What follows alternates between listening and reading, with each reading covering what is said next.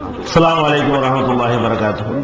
கண்ணியத்திற்குரிய எல்லாம் அல்ல அல்லாஹ் ஜல்ல ஷானஹு தஆலாவின் நல்லடியார்களே, அல்லாஹுடைய பேரருளால் அவன் நம்மீது கடமையாக்கி இருக்கின்ற இந்த ஹஜ் பெருநாள் தொழுகையை நிறைவு செய்துவிட்டு நபிகள் நாயகம் ஸல்லல்லாஹு அலைஹி வஸல்லம் அவர்களுடைய வழிமுறையிலே தொழுகைக்கு பின்னர் நிகழ்த்தப்படுகின்ற உரையை கேட்பதற்காக நாம் எல்லாம் குழுமி இருக்கிறோம். உலகத்திலே இருக்கிற எல்லா மதத்தவர்களும் மதத்திற்கு அப்பாற்பட்டவர்களும் தங்களுக்கென பண்டிகைகளையும் திருவிழாக்களையும் கொண்டாடி கொண்டிருக்கிறார்கள். இந்த பண்டிகைகளில் எல்லாம் நீங்கள் ஒரு முக்கியமான அம்சத்தை பார்க்கலாம். இது என்ன அம்சம் என்று சொன்னால், தாங்கள் மகிழ்ச்சியாக இருக்க வேண்டும், தங்களுடைய மகிழ்ச்சியை பகிரங்கமாக வெளிப்படுத்த வேண்டும் என்ற சுயநலன் மாத்திரம்தான் பெரும்பாலும் பண்டிகையில் காணப்படுகிறது. இதனால் தான் அந்த பண்டிகை கொண்டாடுகிற நேரத்தில் மற்றவர்களுக்கு எத்தகைய இடைஞ்சல்கள் ஏற்பட்டாலும் இடையூறுகள் ஏற்பட்டாலும் தங்களுடைய மகிழ்ச்சியை மாத்திரம்தான் அவர்கள் முக்கியமானதாக கருதுவதை நாம் பார்க்கிறோம். பட்டாசு கொளுத்துவார்கள், வீதியிலே பூசணிக்காய்களை போட்டு உடைப்பார்கள், ஓடுகிற பஸ்களை நிறுத்தி புத்தாண்டு பிறந்து விட்டது என்பதை காட்டுவார்கள், தண்ணி அடித்துவிட்டு வீதியிலே புரள்வார்கள். இதெல்லாம் பண்டிகை என்ற பெயரால் நடத்தப்படுகின்ற கொண்டாட்டங்களாக இருக்கின்றன. இஸ்லாமிய மார்க்கம் நமக்கு 2 பண்டிகைகளை தந்திருக்கிறது. இந்த 2 பண்டிகைகளுமே உலகத்தில் இருக்கிற மற்ற எந்த சமுதாயமும் வைத்திருக்கிற பண்டிகைகளில் இருந்து முற்றிலும் வேறுபட்டது, முற்றிலும் மாறுபட்ட ஒரு பண்டிகையை, திருநாளை அல்லாஹ் ரப்புல் ஆலமீன் நமக்கு தந்திருக்கிறான்.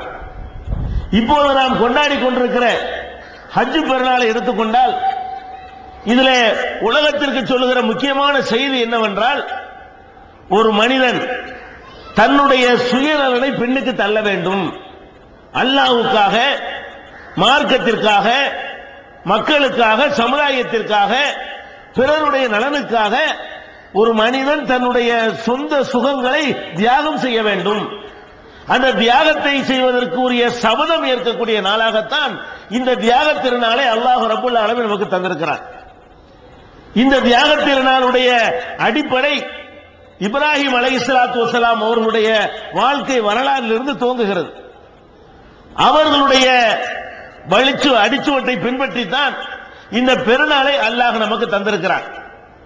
அவன் எத்தனையோ திருத்தூதர்களை, பல்லாயிரக்கணக்கான தூதர்களை அனுப்பினாலும் அந்த ஒரே ஒரு தூதரை மாத்திரம், இப்ராஹிம் அலைஹிஸ்ஸலாத்து வஸ்ஸலாம் அவர்களை மாத்திரம் ஒரு இந்த தியாக திருநாளுடைய கதாநாயகராக ஏன் ஆக்க வேண்டும் என்றால், அல்லாஹ் திருமறையில் அதற்கான காரணங்களை சொல்கிறான்.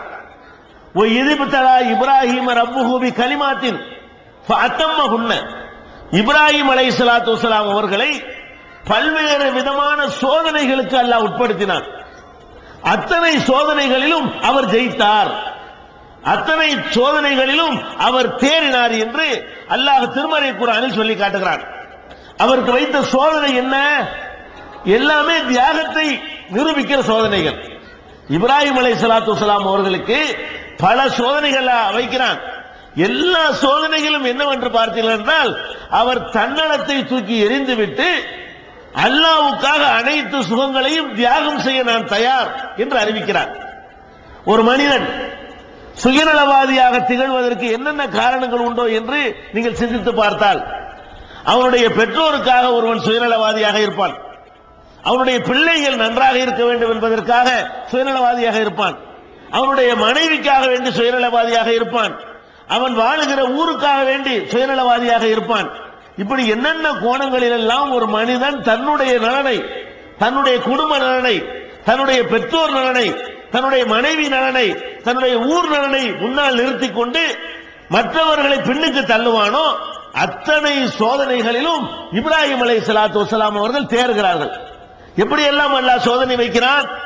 இப்ராஹிம் அலைஹிஸ்ஸலாத்து வஸ்ஸலாம் அவர்களுடைய தந்தை ஆசர் என்பவர் தவறான கொள்கையில் இருக்கிறார், பல தெய்வ நம்பிக்கை கொண்டவராக இருக்கிறார், ஏகத்துவத்தினுடைய எதிரிகளில் ஒருவராக இருக்கிறார். இப்ராஹிம் அலைஹிஸ்ஸலாத்து வஸ்ஸலாம் அவர்கள் இந்த ஏகத்துவ பிரச்சாரத்தை முன்னின்று செய்கிறார்கள்.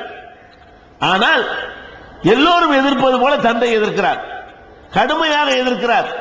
அவருடைய எதிர்ப்பு எந்த அளவுக்கு இருக்கிறது என்று சொன்னால், இங்கிருந்து வெளியேறிவிடு, என்னுடைய வீட்டை விட்டு நீ வெளியேறிவிடு, அராகிபுன் அந்த ஆலிகத்தி, நான் வணங்குகிற கடவுள்களை நீ புறக்கணிக்கிறாயா என்றெல்லாம் தந்தை கேட்டு மகனை வெளியேற்றுகிறார்.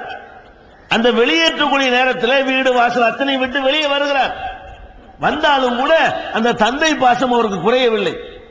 இப்ராஹிம் அலைஹிஸ்ஸலாத்து வஸ்ஸலாம் அவர்கள் தந்தை இடத்தில் ஒரு வாக்களிக்கிறார்கள். தந்தையே, உங்களுக்காக நீங்கள் தப்பான கொள்கையில் இருக்கிறீர்கள், நான் சொல்லுகிற சத்திய மார்க்கத்தை ஏற்க மறுக்கிறீர்கள், ஆனாலும் உங்களுக்காக நான் அல்லாஹ்விடத்தில் பிரார்த்தனை செய்வேன், அல்லாஹ்விடத்தில் பாவ மன்னிப்பு தேடுவேன் என்று ஒரு வாக்குறுதி கொடுக்கிறார். அதே மாதிரி அல்லாஹ்விடத்தில் பாவ மன்னிப்பு தேடுகிறார். அல்லாஹ் கண்டிக்கிறான். என்ன கண்டிக்கிறான்? இப்ராஹிமே, என்னை ஏற்றுக்கொள்ள மறுக்கக்கூடியவருக்காக, என்னை விட்டுவிட்டு மனிதர்களால் உருவாக்கி கொண்ட கடவுள்களை வணங்கக்கூடியவருக்காக என்னிடத்தில் நீ பாவ மன்னிப்பு தேடுறியா என்று ஒரு எச்சரிக்கை கொடுத்த மாத்திரத்திலேயே அந்த பாவ மன்னிப்பு கேட்பதற்காக அவர் அதுக்கு ஒரு மன்னிப்பு கேட்டுக்கொள்கிறார். திருமறை குர்ஆன் சொல்கிறது, ஒமாக்கான இஸ்திக்பார் இப்ராஹிம் அலி அபிஹி இல்லா மௌஇதத்தின் வாதஹா இய்யாஹு ஃபலம்மா தபய்யன அன்னஹு அதுவுல் லில்லாஹி தபர்ரா மின்ஹு. இப்ராஹிம் தந்தைக்கு வந்து பாவ மன்னிப்பு தேடினார், ஏதோ கொடுத்த வாக்குக்காக தேடிவிட்டார். அவர் அல்லாஹ்வுடைய எதிரி என்று தெரிந்த பிறகு தந்தையை தூர எறிந்துவிட்டு அந்த பாவ மன்னிப்பு கேட்கிற செயலில் இருந்து விலகி கொண்டார். இப்ராஹிம் தவறுகளை திருத்திக் கொள்ளக்கூடியவராக இருந்தார் என்று அல்லாஹ் சிலாகித்து சொல்கிறான். அப்ப இப்ராஹிம் அலைஹிஸ்ஸலாத்து வஸ்ஸலாம் அவர்களுக்கு அவர்கள் கொண்ட கொள்கை, அவர்கள் நம்பி இருக்கிற இறைவன் தான் பெரிதாக தெரிந்தானே தவிர அவருடைய தந்தை பெரிதாக தெரியல. தகப்பனாராச்ச, அவருக்கான பாவ மன்னிப்பு கேட்கணுமே என்று ஆசைப்பட்டால் கூட அல்லாஹ் அந்த சோதனையை வைக்கிறான். எனக்கு தகப்பன் முக்கியம் இல்ல, தகப்பனை விட என்னை படைத்த இறைவன் முக்கியம் என்று அந்த சோதனையில் அவர்கள் தேறி காட்டுகிறார்கள்.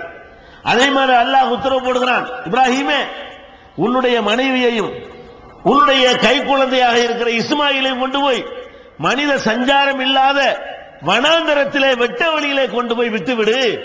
அல்லாஹ் உத்தரவு போடுகிறான். இது மனிதனுக்கு முடிகிற காரியமா? தன்னுடைய மனைவியையும் கை குழந்தையும் கொண்டு போய் ஆளாரவம் இல்லாத, பயிர் பச்சைகள் முளைக்காத பாலைவன பெருவழியில வாழ்வதற்குரிய எந்த வசதிகளும் இல்லாத ஒரு இடத்துல கொண்டு விடு என்று சொன்னால் விட முடியுமா? முடியாது என்று நம்ம நினைக்கிறோம். உத்தரவிட்டவன் அல்லாஹ், இறைவன் கட்டளை இடுகிறான். அந்த கட்டளை நான் நிறைவேற்றுவேன் என்று சொல்லி இப்ராஹிம் அலைஹிஸ்ஸலாத்து வஸ்ஸலாம் அவர்கள் தம்முடைய மனைவியையும் தம்முடைய மகன் இஸ்மாயிலையும் கொண்டு போய் எங்க நிறுத்துகிறார்கள்? இன்றைக்கு மக்கா என்று சொல்கிறோமே, பாரான் பெருவெளி, அது ஒரு பாலைவனம்.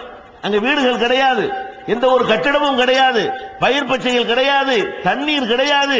அப்படி ஒரு இடத்திலே கொண்டு போய் இப்ராஹிம் அலைஹிஸ்ஸலாத்து வஸ்ஸலாம் அவர்கள் அல்லாஹ்வுடைய ஆணைப்படி குடியமர்த்துகிறார்கள். அவர்களே அப்படி சொன்னதாக திருமறை குர்ஆன் சொல்லுகிறது. ரப்பனா இன்னி அஸ்கன்து ذُرِّيَّتِي بِوَادٍ غَيْرِ ذِي زَرْعٍ இந்த பைத்துல் முஹர்ரம், யா அல்லாஹ், என்னுடைய சந்ததிகளை, என்னுடைய குடும்பத்தாரை உன்னுடைய இல்லத்திற்கு அருகிலே, ஆதம் அலைஹிஸ்ஸலாம் கட்டிய அந்த காபா ஆலயம் சிதிலம் அடைந்து போய் அது காட்சியளிக்கிறது, ஆனால் அங்கு மனிதர்கள் இல்லை. அந்த இடத்திற்கு அருகிலே நான் குடியமர்த்தி விட்டேன்.